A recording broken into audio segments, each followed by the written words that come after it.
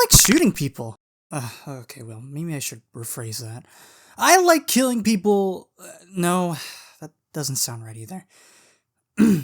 I like to play games that allow me to kill people with guns. Whatever. Whether you like it or not, guns have been a pretty large part of gaming history.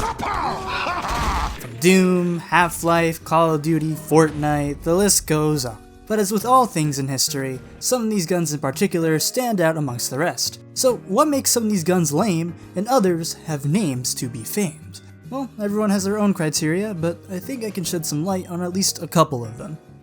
Okay, so I'm going to show you some silhouettes of some weapons, and I want you to see if you can recognize these guns, where they came from, and if you can remember what they're called. I'll give you 5 seconds, or you can just pause.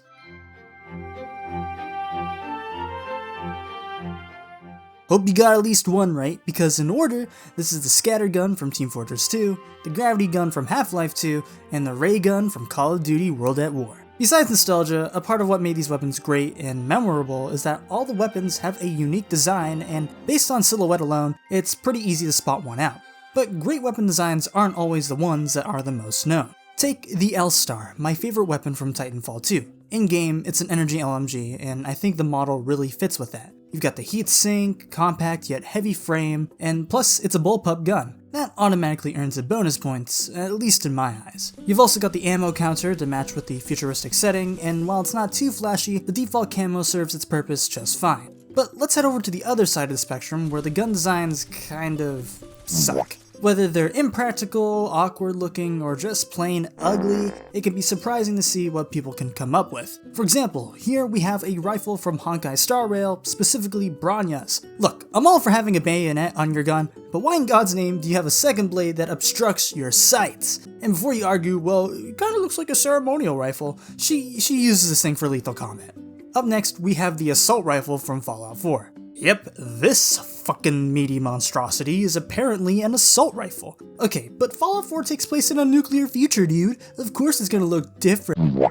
Aside from looking ugly, the design of the weapon just doesn't fit what it's supposed to be, an assault rifle. But instead of looking like an assault rifle, it looks like some messed up version of a Lewis machine gun. But enough about looks. I'm not that shallow of a guy. Let's talk about how it feels to shoot a great gun. Now you can have the most powerful gun in the game, but if it doesn't feel good to shoot, well, I mean that kinda defeats the whole point. But there are plenty of parameters when it comes to this sort of thing. For example, hit scan versus projectile weapons. Hit scan weapons are basically, you aim your crosshair, the game checks if your crosshair is on the guy, you shoot, boom, instant hit. Projectile weapons, on the other hand, have a little more nuance. Your bullets or whatever you're shooting have travel time now. So instead of directly aiming at your opponent, at a certain distance, you might have to lead your shots to where your opponent will be going instead of where they currently are. And so generally, projectile weapons are seen as higher skill, more impressive, and a lot more satisfying to hit. Though this also depends on what projectile you're shooting, because shooting a slow ball of energy isn't really that great when compared to shooting red beams of death. You also got sound design. A great example of this is in Helldivers 2 with the trusty autocannon. When you shoot this gun, you can feel its power. Bang, bang, bang! Or the devastating Fat Man from Fallout.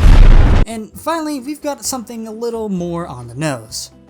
Sometimes a weapon can feel good if it's in the meta. I mean, hey, I won't lie, there's always the guilty pleasure of completely shredding a person with the most boring gun in existence, but if it's effective, it's effective. And, you know, like if it's effective, people are gonna know what it is. Whether that's good or not, well, you'll just have to decide for yourself. And finally, we have one last thing to talk about. Lore! While this may seem a bit random, there's nothing like a good story and background to justify a gun's existence in its in-game universe. Having lore can also make a weapon feel that much more important, and it can also clue us in on why it's designed the way it is. Like, remember the assault rifle from Fallout 4? It turns out it was originally designed for troops in power armor. That would explain why it looks so bulky. But let's ignore the fact that in-game, we've got a bunch of randoms carrying them around with no power armor.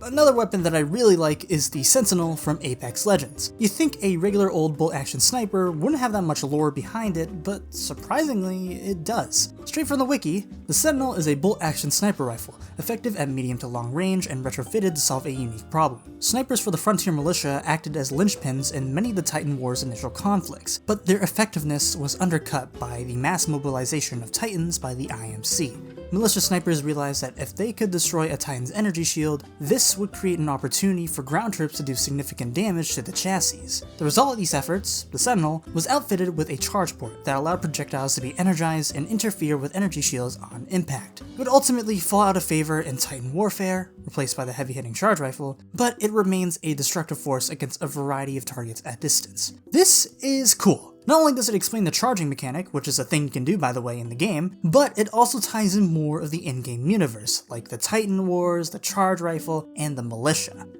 But anyways, we're at the end now. So that begs the question, is there a best video game gun of all time? Sure, but I'm not gonna answer that, because I'm sure we all have different answers.